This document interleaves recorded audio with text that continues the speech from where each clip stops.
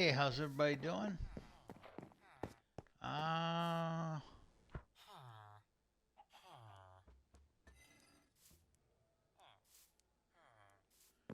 okay, I gotta do a little acting here. Okay,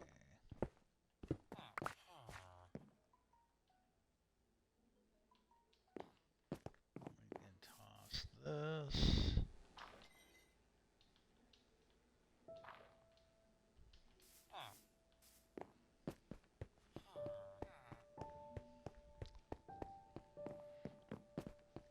Okay, first off, I want to start out with the little call to action I usually do. And again, like maybe once a week, I'll go into a little more deep dive. Don't read too much in. If it's something you don't want to do, I'm not really asking for anything that's a deal breaker. If you don't want to do it, I'm not gonna, not want to be friends with you. But I would ask that you consider it to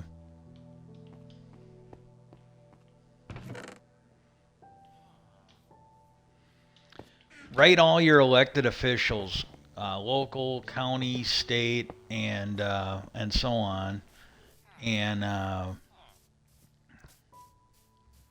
ask them to legalize assisted suicide. I don't I don't think that that is too much to ask. I don't think it's unreasonable.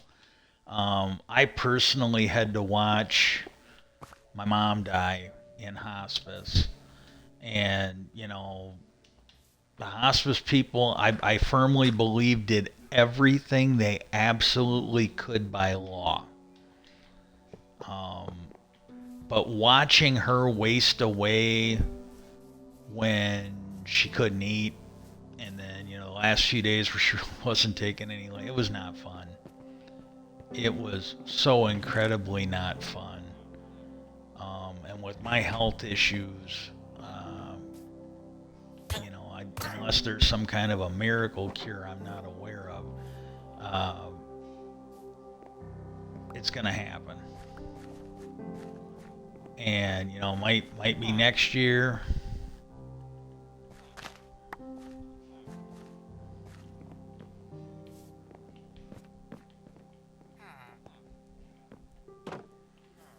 Might be 20 years from now, might be 6 months from now. I don't know, but I would really like, I'd personally like some better options, and I don't think that's unreasonable.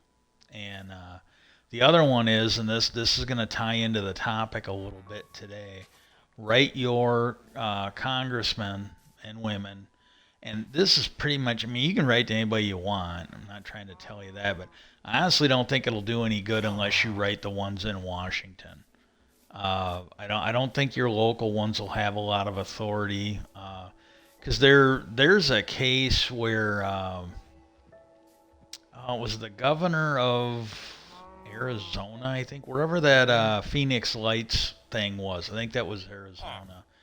It sounds like he dug into that a little bit. He wanted some answers. Well, right after he started digging and he wouldn't back down, well, then these criminal charges came out against him. And it's like, what the fuck? And then as soon as he, tried to get the shit back in the horse, oh well, suddenly, they were offering plea deals and all this other shit. It really didn't look good. It really didn't look good to me. And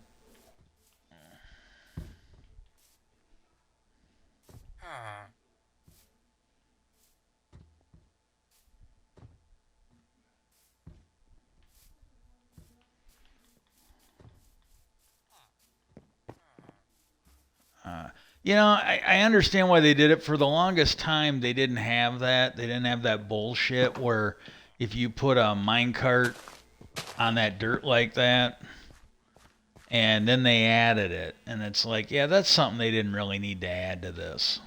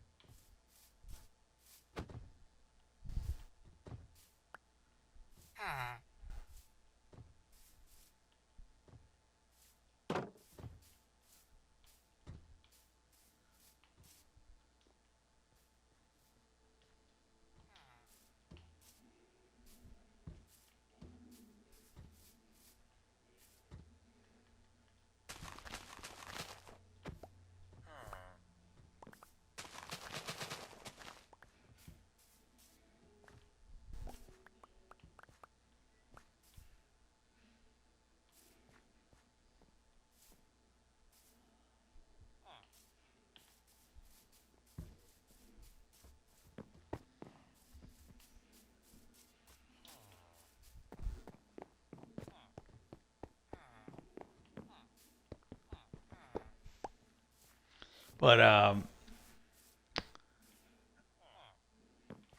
write them, and it sounds like they're going to have a vote on it. I found that I was actually, 1 day old when I found that out. It sounds like they are going to have a vote on it. Sorry, I would fucking. Uh,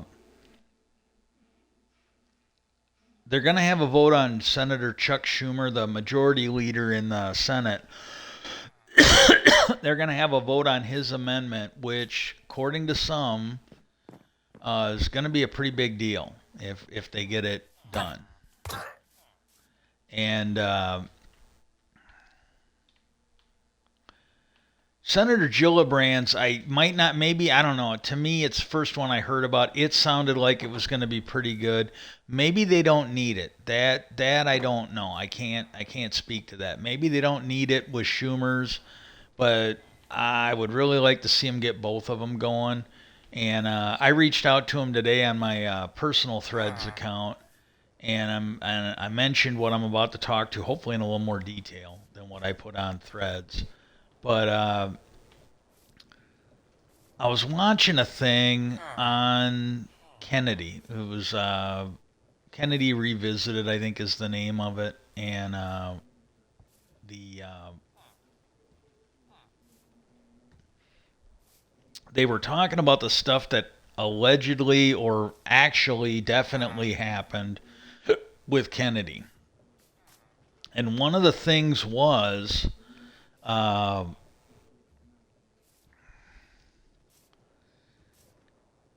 when he got in there, and I want to be completely honest with you. I think there's three operations. I know the name of two of them, and I am not 100% sure that I have them in order.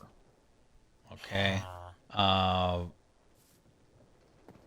there was, I believe, the Bay of Pigs. That is one.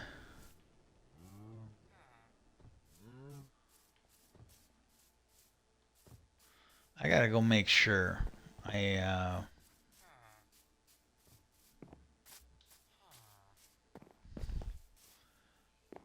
Okay, this is all carrots. I'm gonna kill that guy. I didn't need to go through all that shit to get him over there. Yeah. Time to die, Mr. Bond.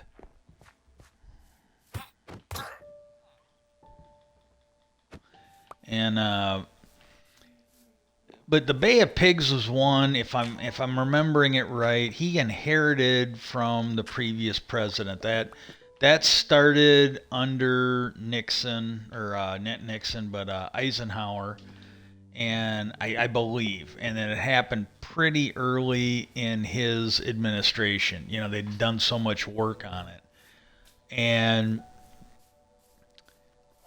then there was, I believe, the next one was Operation Mongoose, maybe, and that one there, I believe, also happened.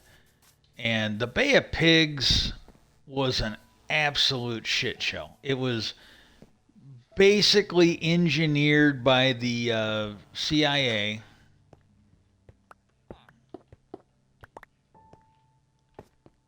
and they just didn't want Castro. They didn't, it's one of these things, and there's a little bit of this now in the UFO community. There's people in there that ideologically don't want certain things, not because they're good or bad, but because they don't like them. Like there's people in the UFO community. We've heard this from Lou Elizondo. They're in the military. They have rank. They have a fair amount of authority, and they don't really want to investigate UFOs. They do everything they can to discourage it because they're religious nuts, and it does not cater to their religion. Their personal mythology would be offended. It's a lot like what you see in politics with the people on the right. They don't believe in a separation of church and state. They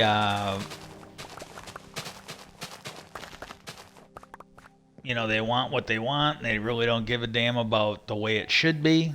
Uh,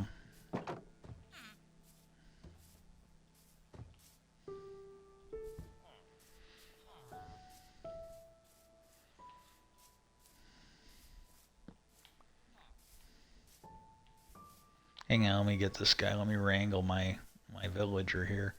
And what happened is,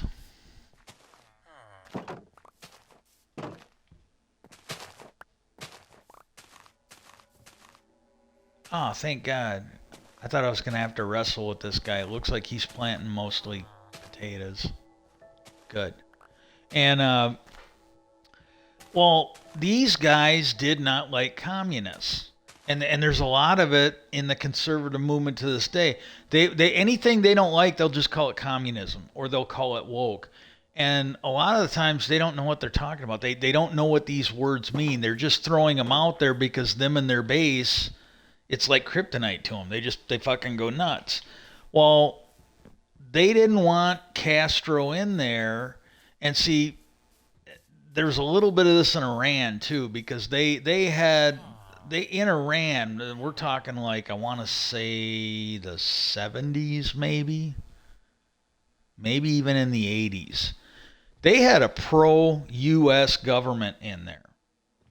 Absolutely did. They loved us. They were maybe one of our, if not our best ally, they were one of our better allies in the region. They were not religious nuts.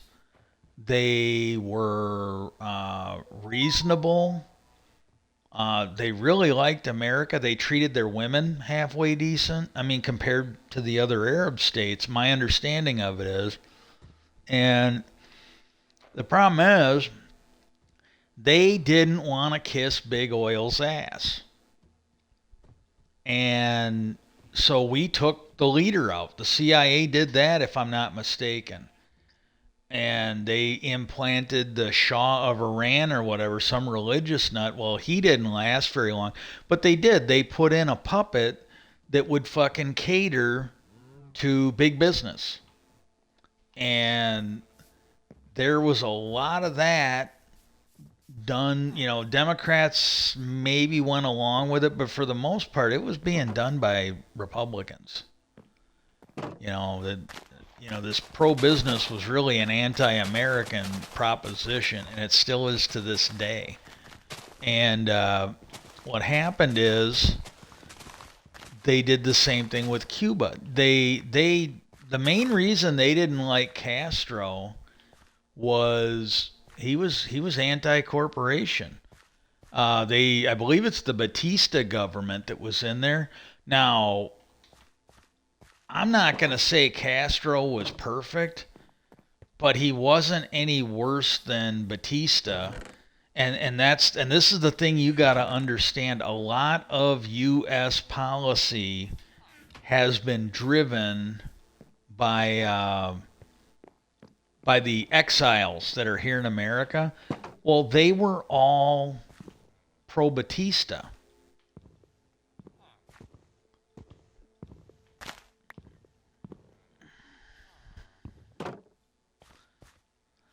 They were all pro Batista. They, and on a little side note here, there's an author, Anne Rand, and she wrote this book, and it's kind of like the fucking GOP cult manifesto before the Trump cult took over. Paul Ryan, he made a big deal about how he made all his interns read that then when it was pointed out that it was definitively pro-union, Ayn Rand, when it was pointed out that she was definitively pro-union and she was definitively anti-religion, well, him and the Republican Party quit talking about it then. They didn't want to talk about it anymore. And in case I need these, in case I have to start over, I'm going to keep these. But it looks like he'll plant. It looks like he doesn't have anything but potatoes. That's a good thing. And but what happened was she had to flee when the. And I'm just trying to be honest here, But like she tried to flee when she got over here. She changed her name. I can't even tell you what her real name was. But it was Russian. And she knew for a fact that being a Russian at that time, because this was like in the neighborhood of the McCarthy era, she knew that being a Russian was not going to let her sell books, or yeah, the books that she was selling. And the other thing that you need to take into account is she tried to be a playwright. She wanted to write plays, and this is going to come in. I'm going to stick to it as much as I can, but I think these are relevant topics for the discussion here. Uh, she wanted to write plays, and when she was in Russia, when the czars were in charge, before the communists took over there, she was upper middle class, not middle class, upper middle class. So, when you get through the lies of how rich certain billionaires claim to be in the United States, I think she might be a lot like an Ivanka Trump. Somebody that grew up maybe not with an extremely rich dad, but one that was well off, and she lived, probably a fantasy life. And then when they had to flee because the czars got overthrown, she became poor. They weren't able to transport that wealth. She was not upper middle class here. I'm not even sure she would have been considered middle class here. But she was educated. She was rich. She had a giant stick up her ass, I think. And what happened was, uh, yeah, wheat and potatoes. We are good. I can go put this stuff away. I think we're good on that. And she couldn't make it as a playwright, so she ended up doing books and that. Well, Atlas Shrugged is like the definitive Ayn Rand book. And I read that one. And it is a good book. I thoroughly enjoyed it. I enjoyed reading it. But I firmly believe that if you want to take a book to base a global economic system on, you'd be better off taking Star Trek. I firmly believe that. Because this idea of basically not having any regulation, because that's the whole thing of her book. That there are just smart, honest, decent people in corporations, and we should just get out of their way and let them do whatever they want. Well, the problem you have with that is reality. Okay? You take a look at Enron exec, or not Enron, Elon Musk, whatever, Tesla. You take a look at him, this guy talks a good game, but the stories I've heard is in his one plant down in Texas, he was getting a lot of complaints about basically not treating black people very well. And I don't know if any of this is true, but what they were saying was he had all the black people herded into one corner of the plant, and I think they said management, not people that work there, but management, people that kind of run the place, they referred to it as the plantation. Yeah. And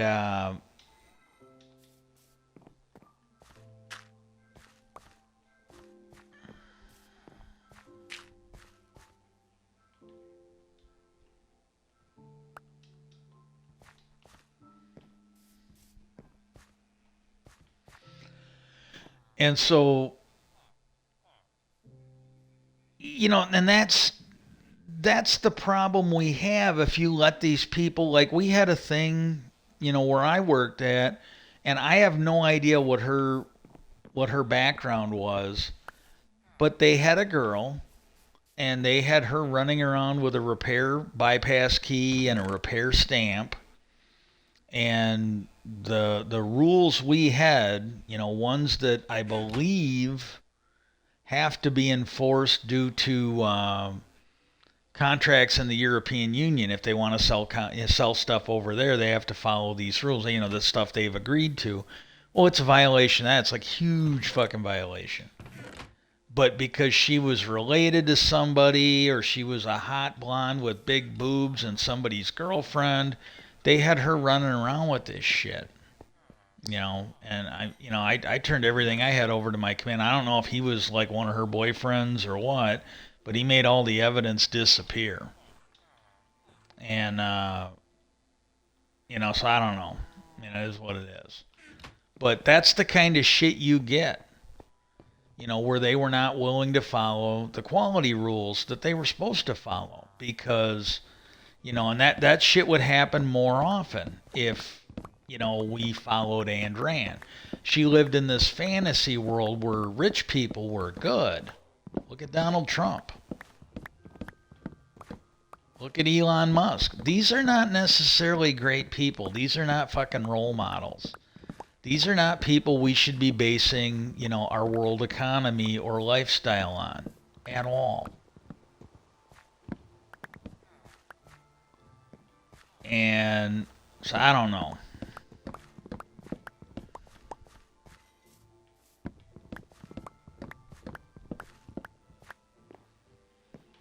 And then, this gets back to what I was talking about. She thought she should be a playwright. And so one of her stories, and I wish I could remember which one it is, but one of her stories,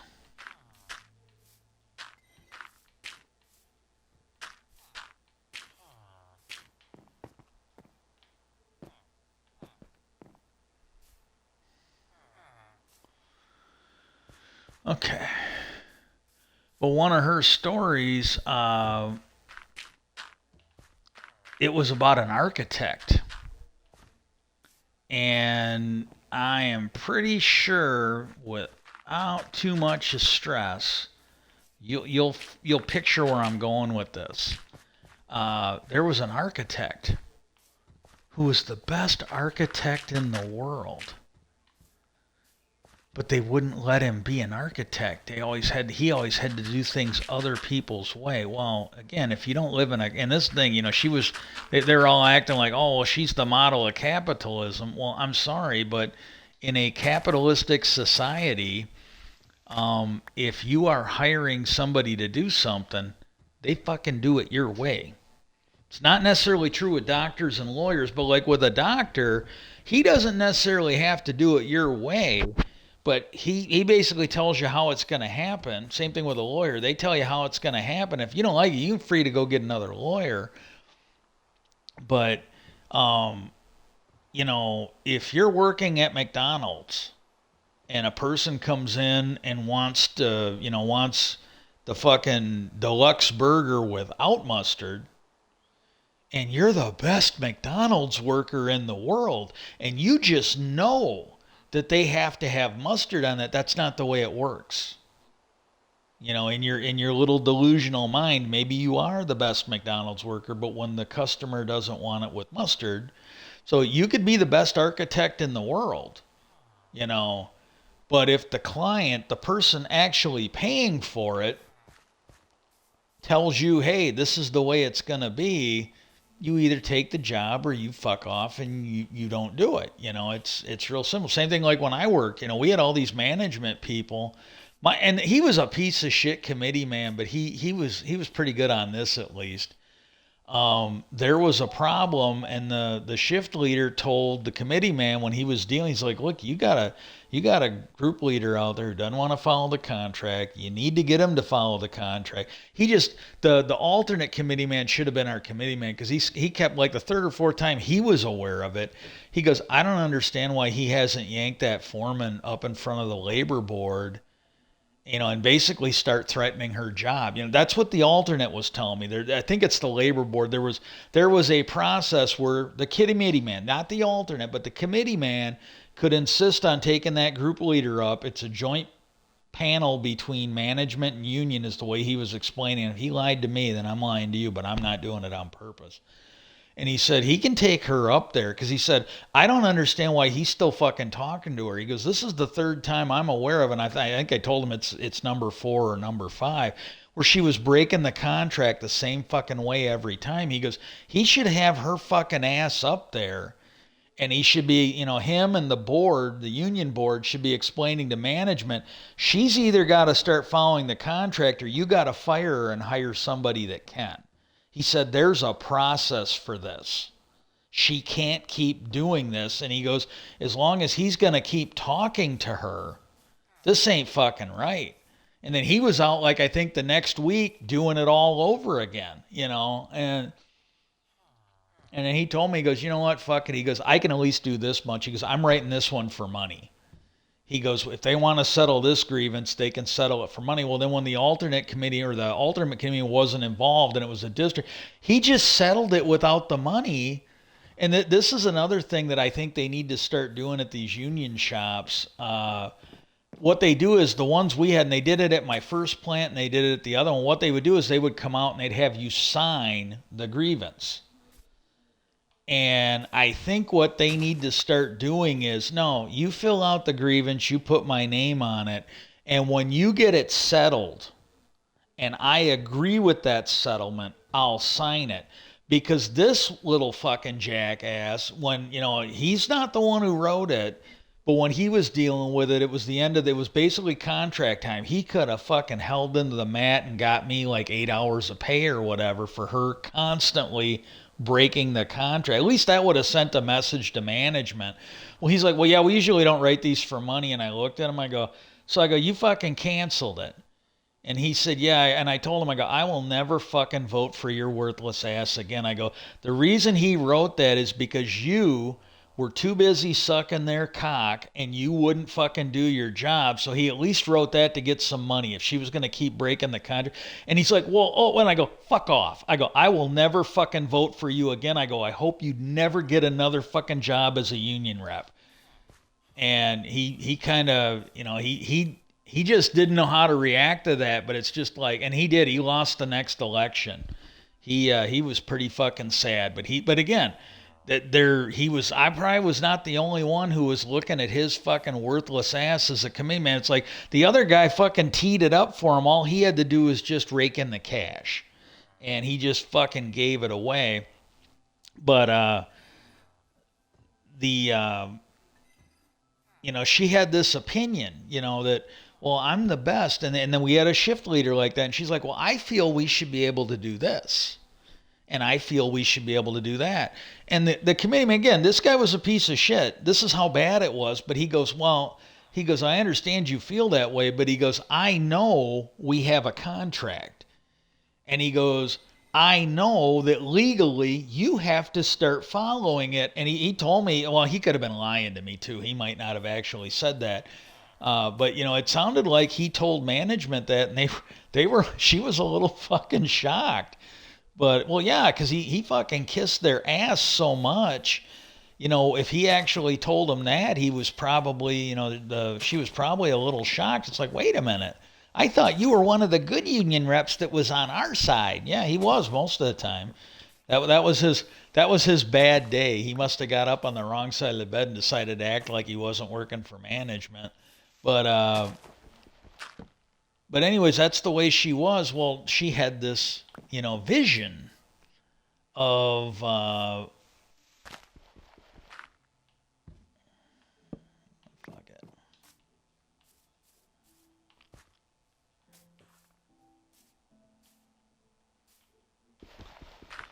And what happened was this guy was the best architect, and he couldn't get any work because, basically people wanted to hire him. And then they'd be like, okay, well, for whatever reason, for a zoning issue or a budget issue or just what they fucking wanted, it's like, hey, this is what we want. And he's like, I'm not doing that. And then what they do is they'd get his work and then they'd make their own changes. They'd be like, well, fuck it, this isn't what we wanted. So what we'll do is we'll take it and then we'll make the changes. And it was just pissing him off. So basically, it got to where he couldn't work anymore. And I got a feeling it was that hang on a sec. I'll give me a second. I don't want to jump the gun. Well, then what would happen is he couldn't get any work. And then one of his friends, somebody he went to school with, they came up to him and they said, "Oh man, I got a really big job. You got to help me out." And the guy's like, "Okay." He goes, "I'll help you out on one condition." And the guy said, "Granted, but again, this is a novel. It's not reality." The guy said, "I'll help you, but you have to build it exactly how I design it. No fucking changes or whatever." I wish I could remember the name of this, but it's one of her books, and it's not Atlas Shrugged. It's not as popular a one, but so the guy agreed. He goes, "Well, yeah, you design it. I'll sell it in my name." And really, if you get into the McCarthy era, there was some of this that went on in Hollywood. Uh, there was a guy. God, his name started with a T. I can't think of his name, but he actually was a really good movie writer. I don't know if he did plays, but I know he did movies. God, I wish I could remember that guy's name. He's not somebody you generally hear about. My understanding is he's the one that wrote the movie Spartacus that Michael Douglas or Kirk Douglas was in, and but he had to write it under a pen name because he was one of the communists that got outed because of McCarthy. Well, the problem is now this wasn't some delusion. Hollywood really thought he was the best screenwriter, and so they came to him and they said, "God, we can't have you on the sidelines. We need you to start writing movies again." And he goes, "I can't." He goes, "I've been blacklisted." And they're like, "Well, we'll pay you secretly, and we'll have you do it under an assumed name."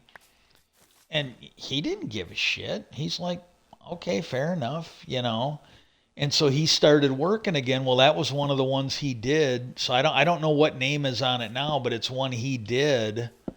Uh,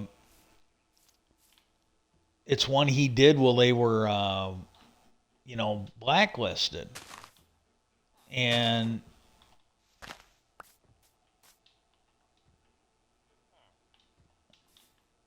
but this wasn't some delusion that he wrote for a novel. This was real. They really wanted him. And but what happened was this guy took the job. He designed the building, and the guy sold it for a shitload of money. And then guess what? The people that were paying him to build it, the ones that were actually going to build it, they told him, "We don't want it unless we can make these changes." So he made the changes and they built it. Well, then her main character, the hero of her story, was a terrorist. He fucking blew the building up. And this is the fucking author that the Republican, and again, a lot of people because there was a guy I worked with when when I was at my first GM plant. He was a libertarian, and he he was always Anne ran this, Anne ran that. Well, then when I looked into her work, and he didn't know anything about, so he didn't know her work, he didn't know her history, he only knew her book, and I would be willing to bet you he never read the fucking thing. He just went by what the Republicans told him about it, or the Libertarians told him about it. But I go, how do you square this other book she did? And I explain. He's like, "That's not her book." I go, "Look it up." I go, "Feel free, look it up." And he was a little shocked. And I said, I go, "Look, I don't know what to tell you, but I go, she's a fucking terrorist." I'm sorry, but it's just not that hard to figure out. She's a fucking terrorist. You don't get your way, you just blow up the fucking building, and it's like, yeah, you go to jail for that. This is like a character flaw with the people on this side of the equation that you can't do this. That's not good. That's not good at all. And okay, I'm gonna get some leaves and put those in. Well, anyways, but that's the thing. Well, when you look at that, I'm gonna try and get back to UFOs. I apologize. I hope for the one or two people that stop, and I hope I am entertaining you a little bit. But that book, I think, was supposed to be her. That like she was the best playwright, and they wouldn't let her write her way. They always wanted to make changes. They wanted it their way. They wanted, and that was this character. She turned it into an architect, but it was the greatest one ever with sliced bread and all this other bullshit, and just the best. And that's the fucking hero of the Republican Party, a fucking terrorist. It helps explain January the 6th and everything else. And and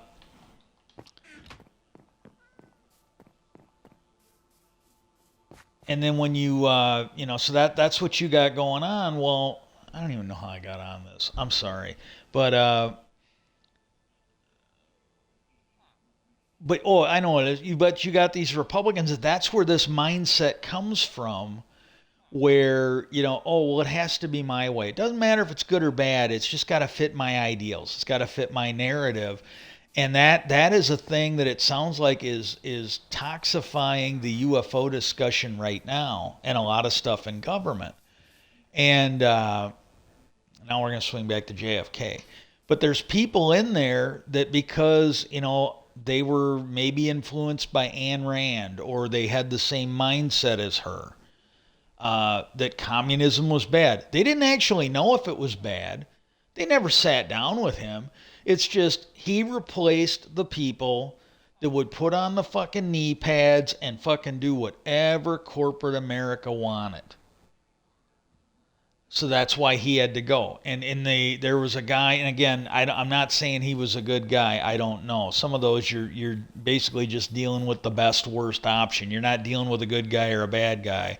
Like I'm not inviting Che Guevara. I don't think he's still alive anymore, anyways. But I'm not inviting Che Guevara to my cookout.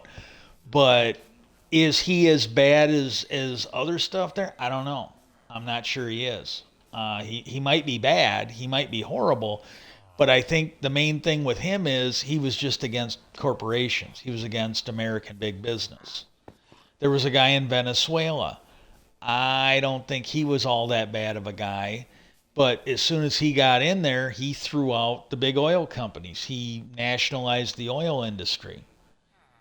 And so he became a bad guy. He was labeled a bad guy under the government of the U.S. because he was anti-big business. Well, I think we can see now there's evidence of it that big business is sometimes evil. Some of them are good, some of them are bad. Sometimes they do good, sometimes they do bad. It's just not a black and white issue.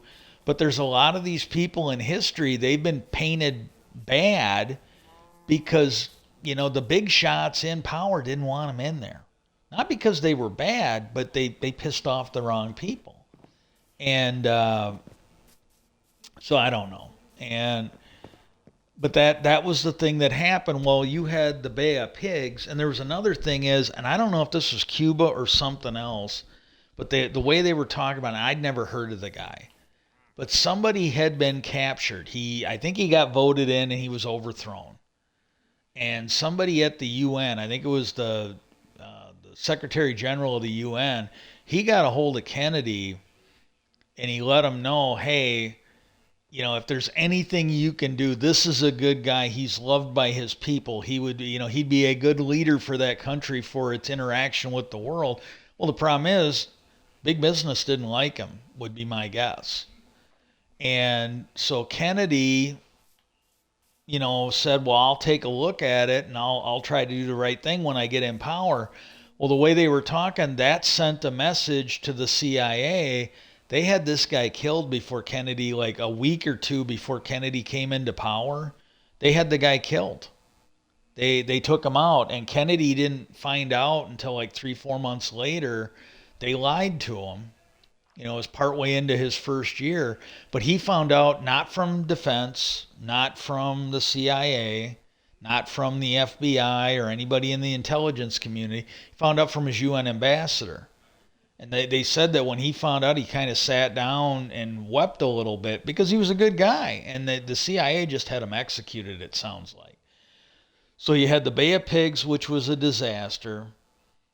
And I think they were expecting him to do more. And then there was, I believe, Operation Mongoose. And the uh, the shitty thing is the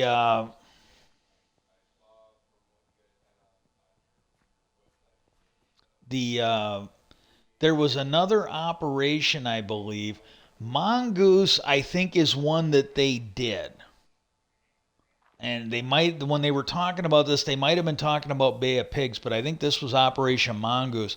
This was one that was pitched to Kennedy that it was going to be completely Cuban rebels, that they would be able to take care of it, and this, that, and the other thing. And the military, unlike Bay of Pigs, the military would not be involved. So he I think approved it. And they said that the CIA director had admitted later that there was no way that that was going to succeed without the military. He just lied to. This is the way they were portraying it. Whether it's true or not, I don't know. I was not there. I wasn't born yet. And but he said that there was no way this would have worked without the military.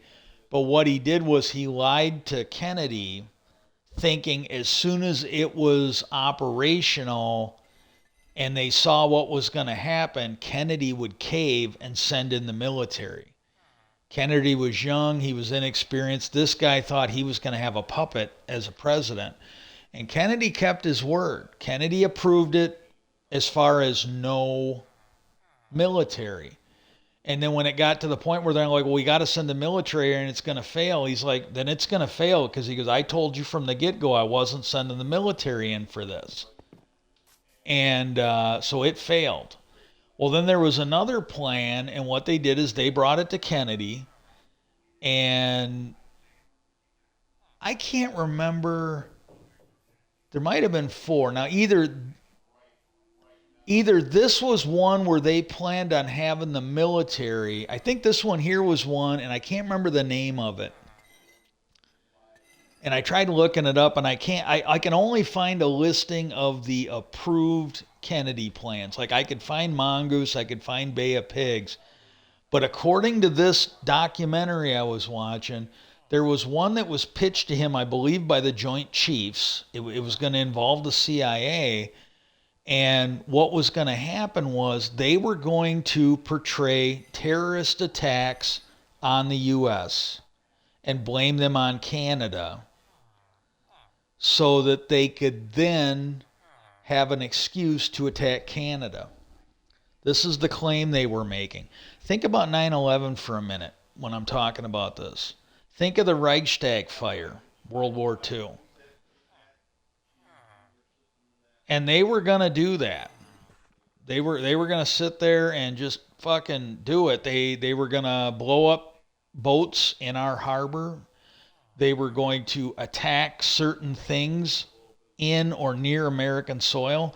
And the guy that was telling, he goes, this was the one that I found the most disturbing. What they were going to do is they were going to fly a big aircraft like a commercial plane as a drone. They wouldn't have anybody on it, but it would be a drone. They would fly it. So apparently they had that technology back then. And they were going to set it up to fly. They were going to fly it over Cuba. And then what they were going to do is they were going to have recordings on that plane with voices going, oh my God, they're going to kill us. They're going to kill us. They're going to kill us, and all this other stuff. And then blow it up and blame it on Cuba. Kennedy wouldn't approve it. That, again, I don't know if any of this is true, but the people that were doing this documentary, I think it's the guy. Oh God, he did that. I think he's the one who did that JFK movie with Kevin Costner in it. I don't think he'd make shit up. And the people they were bringing on, these seem to be people that were like knowledgeable of American stuff, but that's the claim. I don't know if it's true or not. I wasn't there. And oh my God, that just blew me away when I was watching. I'm like, okay, that's kind of fucking weird. That's really fucking weird. And so there's that. And then the other thing was, and this is more speculation. I don't know, but they basically said that Kennedy was going to pull us out of Vietnam right before he got killed. That it was going to be shortly after his assassination that he was going to pull the troops out of Vietnam. And I guess he told either his staff or the Joint Chiefs that he didn't care if Vietnam fell. He was not going to have Americans in there anymore. Like, because they were basically pushing for the escalation on it, the one that Johnson did after Kennedy was killed. And he wasn't going to do it. It was like Bay of Pigs all over again. He just wasn't going to escalate it. He agreed to a certain thing, and it really seems like they got him in there and then just expected him to roll over and escalate things. And he wasn't going to do it. And so the speculation is there's also some stuff where they think that he was going to out our involvement with aliens. And again, I don't know if, and I've always thought that was nuts. I always believed the one where he was killed over Vietnam more likely. But in light of that intelligence officer going to Congress and saying, yeah, people have been killed from this.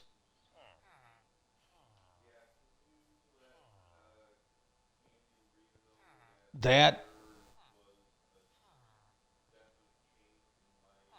that's a weird thing. And with him saying that to Congress and various members of Congress going, yeah, we've got other people saying that what he's telling us is credible. I think maybe you got to take another look at this stuff. I really don't know. But this one here, he was supposedly going to, um, apparently going to get us out of Vietnam. And another thing like this happened more recently. It happened during Vietnam era. You had defense contractors that were going to go out of business. They were bankrupt. And then as soon as the Vietnam War started, the people that made the helicopters, the people that made the weapon systems, all of that, they went from being bankrupt, out of money, likely to have to file for bankruptcy or go under, suddenly flush with money. And you take the second Iraq War when Bush and Cheney were in there, Halliburton was the same way. They were desperate for money, and then after Bush got the election handed to him by 5 members of the Supreme Court, Dick Cheney had the Secretary of Defense Rumsfeld, and those two were together in the Nixon era.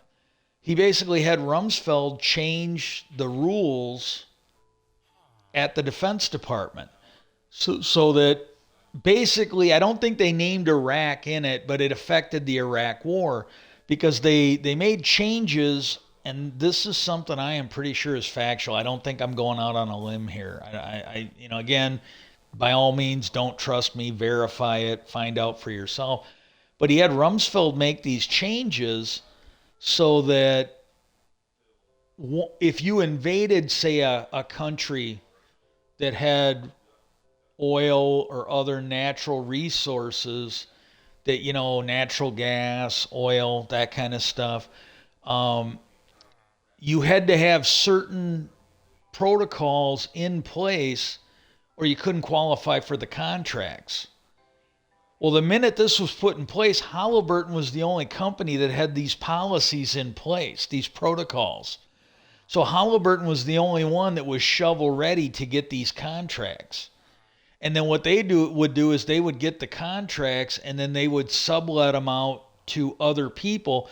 So there were certain things they were doing for money, and then there were certain things they were handing off to smaller companies. And there was like a 60 Minutes or 2020 investigation into this. I don't remember which one of them it was, but you were talking to a small oil company.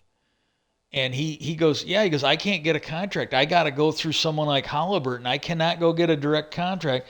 And they go, well, are you qualified? And he goes, I had contracts during the first Gulf War. He goes, I don't know why I can't. He goes, I got the same company. He goes, I got a better reputation. I'm bigger. He goes, but he goes, they got something going on where I can't get a contract unless I go through somebody like Halliburton. And it really seemed bad. It did not, at least that's the way, to me, it seemed like it was dishonest. It was corrupt. And you can go and watch, if you have, I think it's on Max. I'm not 100%. It might be on Max because HBO's the one who made it. It was made for HBO. Like HBO made it. It wasn't like a movie. It was like Game of Thrones. It was something they created in house in their studios, but it was called Pentagon Wars. That one there is based on the real life adventure of making the Bradley fighting vehicle. And again, you could see in there where you had Congress trying to hold the Pentagon accountable. And that movie, and when they did it, the tagline on it was, it would be funny if it wasn't true. But what they would do is every time Congress wanted accountability, they show you in their chapter and verse what the Pentagon did to fuck with them. And this is the thing I kind of wrote to Gillibrand, AOC, Jamie Raskin, and I had to tag in Rubio and Burchett. But when you look at what was going on with the JFK thing, and I've wrote them before about the Pentagon Wars, but when you look at this, it looks like the same bullshit. Like the stuff they did to Kennedy over Cuba, it looks like they're doing the same thing to Congress over this UFO thing. And I kind of wrote them and I said, look, you need to it sounds like they're going to have a vote on Schumer's amendment. It needs to pass. The president needs to sign it. And I go, you should also get Gillibrand's passed. But I told him today, I go, in addition to that, I go, you guys have to. I go, I'm watching this thing on the Kennedy assassination, and they're talking about all the things the Pentagon and the CIA that we know. I go, this is stuff they did, where they lied to the president. They lied to the president on Operation Mongoose. They were playing. You only got so many characters, and it's better than Twitch, or Twitter, but it's still, you got a character limit. But I'm sitting there thinking, my God, they wanted to do a false flag event and get us into a war with Cuba. This is what was going on. This was our CIA. You've got this intelligence guy coming in going, yeah,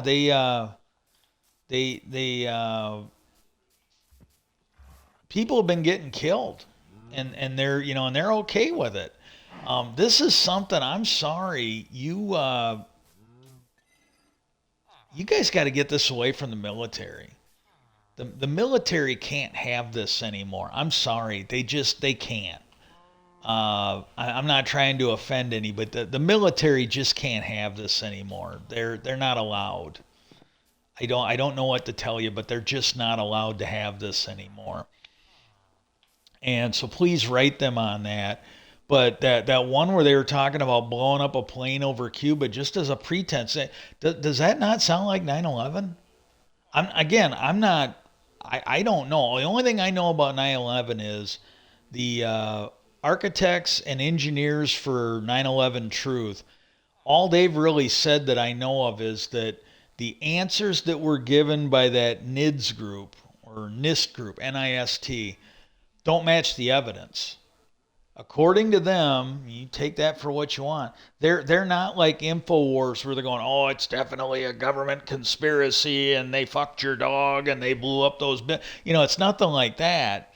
But they said, look, they had to throw out evidence. There's evidence that's there. There's absolutely evidence that's there that does not match their answer. And to me, that sounds a little bit like modern archaeology, where they're like, oh, well, when we have evidence that doesn't, when we have facts that doesn't match our opinion, those facts gotta go. That's a MAGA thing too. That's a Republican thing. That's a MAGA thing. That's a far left thing. Where oh, we got evidence and facts that doesn't match our agenda. That shit's gotta go. That thing is just absolutely gotta go. And so I don't know, but that was the thing that got me today watching that. It's like, yeah, we got some fucking issues here. I'm sorry. Uh, okay, I got this cleared. I got my villagers moved over. I don't even know what time it is. It's been about an hour. I'm gonna that's about all I got for it, and I rambled on a bit, but it's like if for anybody that stuck around, I do appreciate it. Hope everybody has a good day. And then hopefully I'll be back on tomorrow with both streams. I'll sometime today if I don't forget. I keep forgetting. I just it is what it is. But I'll try and get the videos uploaded to YouTube too. Peace out, and I hope everybody has a really good day.